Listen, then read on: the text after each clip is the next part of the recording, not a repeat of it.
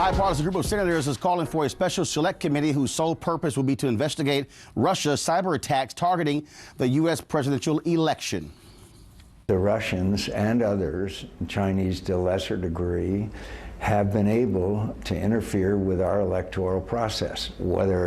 How serious it is and whether it would have affected the outcome of the election or not is the reason why we need to have a select committee. This is serious business. If they're able to harm the electoral process, then they destroy democracy, which is based on free and fair elections. During his final news conference of 2016 on Friday, President Obama called Russian President Vladimir Putin on the carpet for his role in the attacks. Without mentioning Donald Trump by name, he denounced Republicans who have not acknowledged the severity of what the Russian government did. In early September, when I saw President Putin in China, I felt that the most effective way to ensure that that didn't happen was to talk to him directly and tell him to cut it out, and there were going to be some serious consequences if he didn't. And I will let you make that determination as to whether there are high-level Russian officials who go off rogue and decide to tamper with the U.S. election process without Vladimir Putin knowing about it.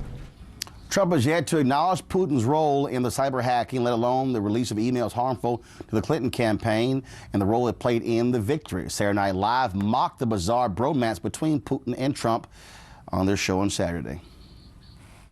Mr. Trump, I'm here because your CIA is saying that we Russians tried to make you win election. I know, all lies made up by some very bitter people who need to move on.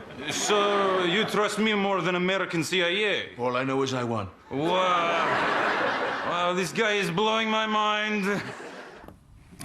Joining me in the studio today, 5 panelists: A. Scott Bolden, actually to my right here, Jason Johnson, of course, professor at Morgan State University, political editor for TheRoot.com, Julianne Malveaux, right to my left, of course, President Emerita at Bennett College. Also, we have A. Scott Bolden, attorney, former chair of the Democratic Party.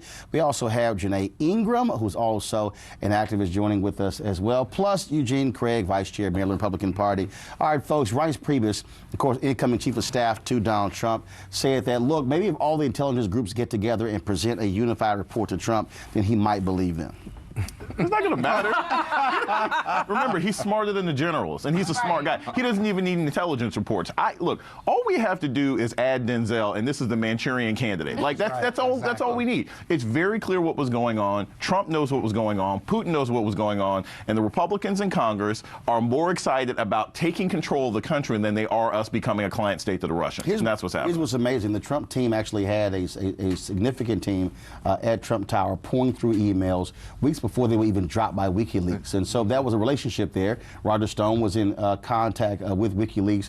And again, folks know it. Other reporters know it. They literally were going through the emails and helping select what they were going to release to the public weeks before WikiLeaks actually put them out. You know, the thing about it is that troubles me the most is this conversation that President Obama had with Putin.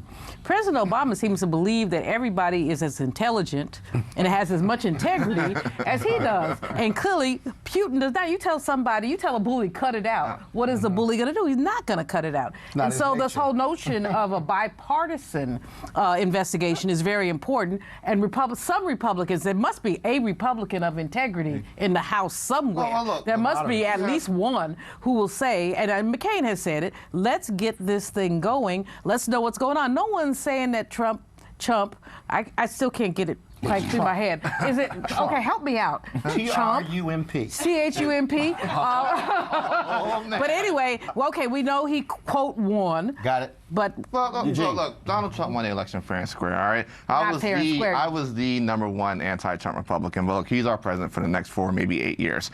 You know, Republicans are taking this issue very, I don't smoke anything. But Republicans are taking this thing very, very seriously. John McCain, who's the chairman of the Armed Services Committee, is asking for Joint Select Committee. Lindsey Graham has been waving the flag on this from day one. You know, Marco Rubio's out on this. Kelly Ayat's out on this.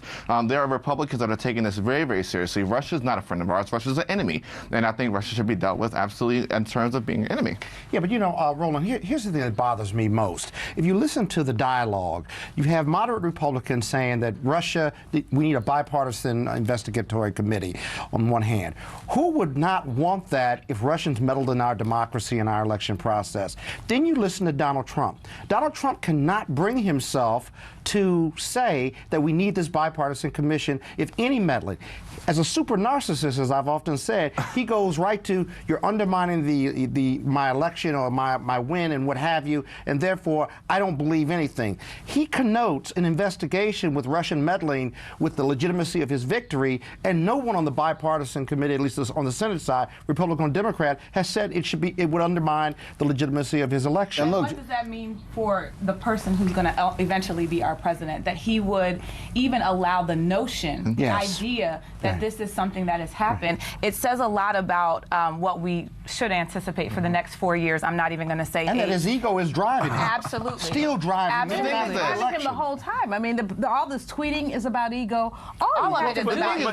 But there's an even more functional thing here. You literally reaching for any excuse for why they lost the election outside of Hillary Clinton being a flawed candidate. When the primary talking point, when the primary talking point coming out of their own media, when the primary... One second. Five folks cannot talk at one time. Eugene, finish. When the primary talking point coming out of liberal media is that Russia stole the election for Hillary Clinton, I think Donald Trump has some kind of... It's natural for him to be about the issue. Everybody's talking to me at one time. No, Julian. No, Julian. Jason. The issue at play here is not that the Russians gave the election. There are a whole lot of different factors that led to Donald Trump winning by the slim margin that he did. That's not the issue. The idea is that we would have a president who would compromise our national security and our economy and our sovereignty to the Russians in exchange for being president of the United States. That is the problem. And also a bigger issue for the media, I will agree with you on this, is people need to stop believing and trusting in WikiLeaks because they operate like a pawn shop. They just be selling stuff that whatever people hand to them without taking into consideration that WikiLeaks itself was more against Hillary Clinton and as opposed to being against Donald Trump. That's another issue. The other piece of this is a story. You're not telling the truth when you talk about, you are not telling the truth, and y'all don't, when you're talking about the primary liberal story is about the Russians. We have also talked about voter suppression. We saw it in Michigan, we saw it in Wisconsin,